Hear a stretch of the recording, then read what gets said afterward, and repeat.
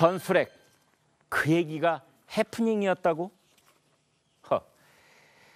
미국 워싱턴을 방문 중인 송영무 국방장관이 현지 시간으로 8월 30일이었죠. 미국 측의 전술핵의 한반도 재배치를 공식 거론했습니다. 북핵 위기에 따른 한반도 안보의 뜨거운 감자, 바로 이 전술핵 배치 문제가 문정부 출범 후 개최한 첫 한미 국방장관 회담에서 처음으로 거론된 겁니다. 향후 어떤 파장이 생길까 관심이 지대한데요. 이를 두고 신문 사설이 두 곳이 있는데 저희가 비교를 했습니다. 한번 보시겠습니다. 자, 먼저 조선일보 사설 보여주시겠습니까? 사설 두 개를 견줘서 보여주시기 바랍니다. 여기에 있군요. 자, 여기에 있습니다. 보겠습니다. 조선일보 송 국방 미국의 전술핵 거론이 해프닝이라니 이렇게 돼 있는데, 자, 저희가 붉은색 밑줄을 친 부분만 좀 보도록 하겠습니다. 미국의 해구산 보장 문서로 이 소용돌이를 막을 수밖에 없을 것이다. 수많은 논의와 연구 끝에 우리가 핵무장하지 않는 이상 미국 전술핵을 재배치하고 한국 대통령도 일정 부분 그 운용에 관여하는 방안이 그나마 유일한 대안으로 떠올랐다. 가볍게 발설하는 장관이나 장관의 공개 언급을 의미 없다고 뭉개버리는 차관 모두 마찬가지다. 믿음이 가지 않는다. 자, 이랬는데 경향신문 사설을 읽어드리겠습니다. 미국과 전술핵 배치 논의한 송 국방의 위험한 역주행. 그러나 전술핵 재배치와 핵 잠수함 도입은 보수층이 북핵 문제로 한계에 부딪힐 때마다 꺼내 들었던 비현실적이고 위험한 카드다. 문재인 정부마저 위험한 역주행을 시작한 것인지 묻고 싶다. 왜 야당의 의견을 양국 국방장관 회담 의제로 삼았는지 설명이 되지 않는다. 평화를 추구한다는 정부가 전술핵 도입 문제를 미국 국방부 장관과 논의한 것 자체가 심각한 차기 당착이다. 이랬습니다. 새로운 출연자 모시고 이 얘기 나눠보도록 하겠습니다. 육군 대령 출신으로 군사 전략과 작전 계획의 실무 경험이 많은 김기호 경기대 정치전문대학원 교수 모셨습니다. 안녕하세요. 네, 안녕하십니까. 자, 전술핵 재배치에 대한 이제 미국 측 답변은 확인이 되지 않고 있는데, 이제 우리 송 장관이 저기서 언급을 했어요. 이거 매우 이례적인 일이죠.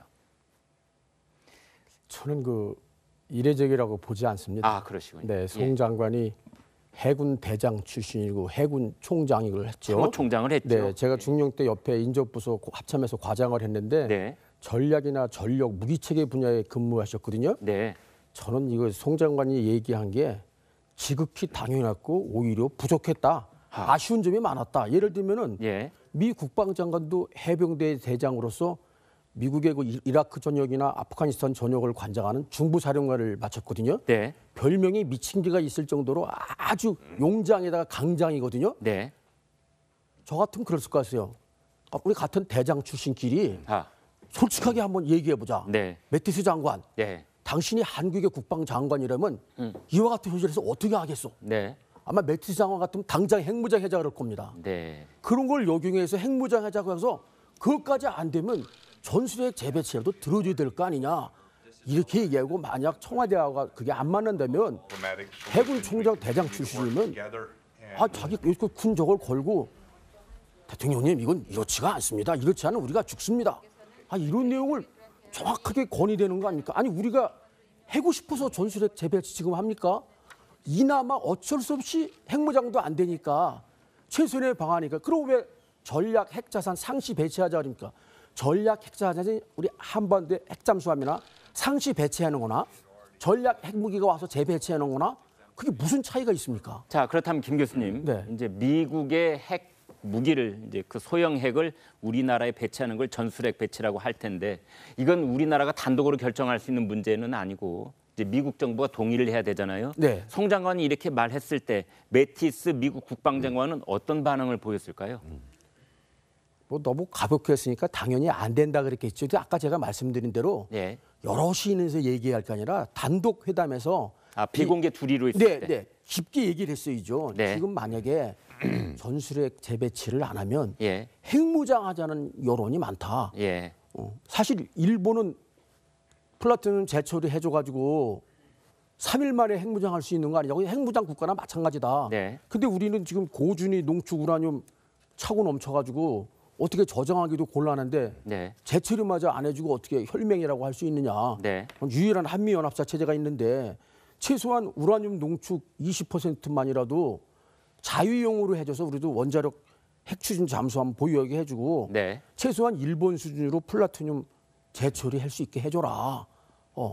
그나마 이것도 안 되고 저것도 안 되면은 비협 60일 이내 신형으로 2019년까지 여러 개 개발한다는데 유럽 같은 평화적인 데는 150기나 배치해주고 우리같이 핵 위협에 상시 노출된 나라는 지금 트럼프 대통령이 각종 공갈을 다 쳐서 화염 분노해도 말 듣지 않고 계속 쏴대지 않느냐. 이거 어떻게 멈출 거냐.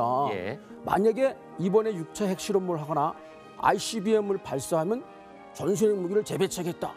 이런 정도로 해줘야 저 핵 폭주를 멈출 수 있지 않겠냐. 네. 이런 정도로 제가 볼 때는 회담을 했었어야 네. 되지 않았나 싶습니다. 네.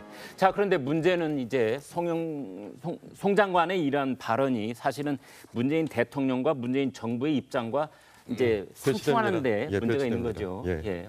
예, 진지하게 말을 했고 예. 그 말의 내용을 훨씬 더 이렇게 강하게 내용을 풍부하게 해서 단독이라면서 했어야 했다라고 이제 교수님께서 예. 말씀하셨는데 저는 좀 생각이 조금 다릅니다. 네. 저는 이번 일은 해프닝에 가깝다고 봅니다. 예. 이게 조선일보 사설의 제목이죠. 네.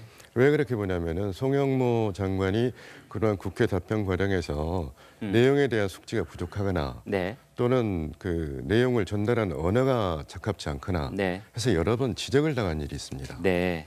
그리고 이번에 한미 국방장관 회담을 하고 나서 그 워싱턴에 한국 특파원들하고 네. 간담회를 하는 과정에서 나온 얘기거든요. 네. 방금 저 얘기가. 그 전술핵 배치 관련 얘기가 있었냐 하니까 있었다 했다 이렇게 얘기가 된 겁니다. 네. 근데 끝나고 나서 바로 이제 그 한국 이제 군 관계자들이죠. 그걸 네. 이제 수습하기 시작합니다. 그런 의미가 아니고 한국 내에서 재배치, 전술핵 재배치를 주장하는 여론이 있다 정도의 언급을 한 거다.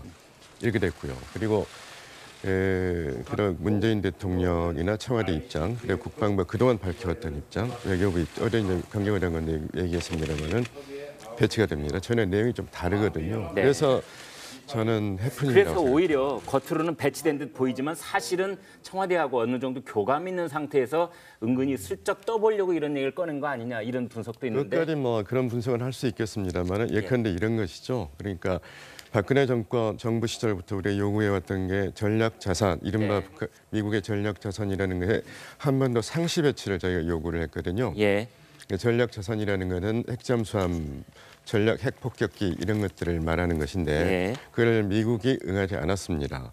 그래서 상시 순환 배치라도 해달라고 했는데 그것도 아직 안 되고 있거든요. 자, 알겠습니다. 신 의원님, 저희가 네. 시간이 많지 않아서 여기서 일단 이야기를 마쳐야 될 것 같고 특히 김기호 교수님 이제 이런 문제에 관해서 앞으로도 기회가 많기 때문에 다음 시간에 더 깊고 정확한 얘기를 더 풍부하게 좀 듣도록 하겠습니다. 오늘 일단 여기서 마치도록 하겠습니다. 이거 F-35 비하고 비완비 원공이 굉장히 의미가 깊은 건데 공군이 축소해서 브리핑을 잘못했거든요. 예, 이거 김정은 참수나 핵무기 제거하는 완전 예행 연습이거든요. 알겠습니다. 네, 또 일정 부분 그 운용에 관여하는 방안이 그나마 유일한 대안으로 떠올랐다. 가볍게 발설하는 장관이나 장관의 공개 언급을 의미 없다고 뭉개버리는 차관 모두 마찬가지다. 믿음이 가지 않는다. 자, 이랬는데 경향신문 사설을 읽어드리겠습니다. 미국과 전술핵 배치 논의한 송 국방의 위험한 역주행. 그러나 전술핵 재배치와 핵 잠수함 도입은 보수층이 북핵 문제로 한계에 부딪힐 때마다 꺼내 들었던 비현실적이고 위험한 카드다. 문재인 정부마저 위험한 역주행을 시작한 것인지 묻고 싶다. 왜 야당의 의견을 양국 국방장관 회담 의제로 삼았는지 설명이 되지 않는다. 평화를 추구한다는 정부가 전술핵 도입 문제를 미국 국방부 장관과 논의한 것 자체가 심각한 차기 당착이다 이랬습니다. 새로운 출연자 모시고 이 얘기 나눠보도록 하겠습니다. 육군 대령 출신으로 군사 전략과 작전 계획의 실무 경험이 많은 김기호 경기대 정치전문대학원 교수 모셨습니다. 안녕하세요. 예, 안녕하십니까. 자, 전술핵 재배치에 대한 이제 그러니까 이나마 어쩔 수 없이 핵무장도 안 되니까 최선의 방안이니까 그럼 왜 전략 핵자산 상시 배치하자 그러니까 전략 핵자산이 우리 한반도의 핵잠수함이나 상시 배치하는 거나 전략 핵무기가 와서 재배치하는 거나 그게 무슨 차이가 있습니까? 자, 그렇다면 김 교수님, 네. 이제 미국의 핵 무기를 이제 그 소형 핵을 우리나라에 배치하는 걸 전술핵 배치라고 할 텐데 이건 우리나라가 단독으로 결정할 수 있는 문제는 아니고 이제 미국 정부가 동의를 해야 되잖아요. 네. 송 장관이 이렇게 말했을 때 매티스 미국 국방장관은 어떤 반응을 보였을까요? 뭐 너무 가볍게 했으니까 당연히 안 된다 그랬겠죠. 근데 아까 제가 말씀드린 대로 네. 여럿이 있는서 얘기할 게 아니라 단독 회담에서 비공개 둘이로 있을 네, 때. 네. 깊게 얘기를 했어야죠. 네. 지금 만약에 전술핵 재배치를 안 하면 예. 핵무장하자는 여론이 많다. 예.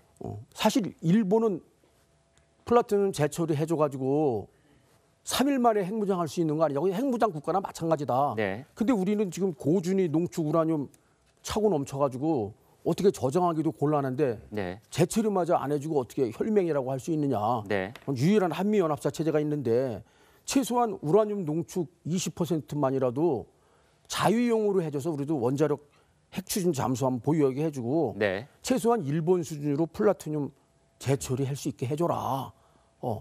그나마 이것도 안 되고 저것도 안 되면은 비협 60일 이내 신형으로 2019년까지 여러 개 개발한다는데 유럽 같은 평화적인 데는 150기나 배치해주고 우리 같이 핵 위협에 상시 노출된 나라는 지금 트럼프 대통령이 각종 공갈을 다 쳐서 화염 분노해도 말 듣지 않고 계속 쏴대지 않느냐. 이거 어떻게 멈출 거냐.